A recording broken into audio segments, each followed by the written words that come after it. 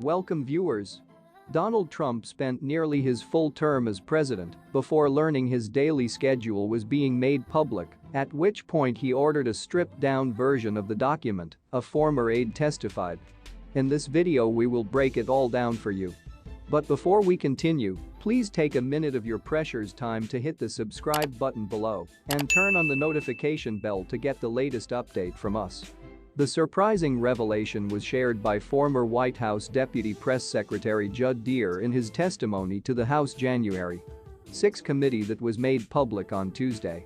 Kari Lake dodges most sanctions, must pay $33K in fees for Arizona election challenge. Trump rips unattractive New York MAG reporter after piece on 2024 run. Harry and Meghan branded narcissists likened to Trump and Musk. Trump claims he never asked Jared Kushner or Ivanka to join 2024 campaign. Every evening we prepared and released the daily guidance for the following day of the president's public schedule. Beginning sometime around mid to late December, the president discovered that, for the first time, my understanding that we released a public schedule of his to the public, Deere told the congressional panel investigating the January 6 Capitol riot. He wanted to change the way we did that, the former president's communications aide added. The White House daily schedule notably changed around January 5, 2021. With details of Trump's daily comings and goings at 1600 Pennsylvania Avenue omitted and replaced with boilerplate language, saying that the president would have many calls and have many meetings. And so what became the new version of the public schedule was basically a couple of sentences about what his day would consist of, rather than specific times and titles of events and an outline form, Deere explained. The guidance drafted by Deere for January 6 and approved by White House Press Secretary Kayleigh McEnany read. President Trump will work from early in the morning until late in the evening. He will make many calls and have many meetings. The president will depart for the ellipse at 10:50 a.m. to deliver remarks at the Save America rally. The first two sentences in this are the standard boilerplate language that we began using every day. And the third sentence is the item that's specific to the January 5 guidance for January 6, Deere told the House Select Committee. The House panel investigating the storming of the Capitol and the 76-year-old former president's attempts to overturn the results of the 2020 election released its final report last week and found that Trump engaged in a criminal multi-part conspiracy in an attempt to remain commander-in-chief.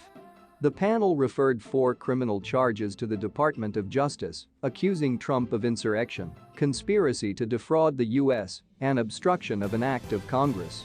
However, last week's criminal referrals might break Trump's lucky streak in the new year. In its final public hearing, the House committee investigating the January 6 Capitol riot announced it was recommending that the Dodge pursue 4 criminal charges against Trump, who is officially running for president in 2024. Although an indictment will ultimately be left to the Dodge's discretion, the final report released by the committee could give prosecutors more incriminating evidence that they might need to build a case against Trump. Former federal prosecutor and state elected attorney Michael McAuliffe told Newsweek that the chances that federal, or even state, charges will be brought against Trump as investigations move forward in 2023 are increasingly high. He said that while the lawmakers' referrals are a largely symbolic move that won't sway the decisions of special counsel Jack Smith, who is overseeing the Dodge's 2 investigations into Trump, the House report will likely give prosecutors access to testimony that could lead to greater witness cooperation, which could in turn lead to more substantial evidence for criminal charges. The Dodge and the state investigators now need the opportunity to digest and evaluate the documentation for hundreds of interviews from individuals who could be witnesses in the potential criminal cases against Trump, McAuliffe said. The Dodge is investigating Trump's role in the January 6, 2021 riot at the U.S. Capitol, as well as the confidential records found at his home in Mar-a-Lago. At the same time, the Fulton County District Attorney's Office is investigating Trump's efforts to overturn the results of the 2020 election in Georgia. Please, what is your take on this? And remember to subscribe as well. Thanks for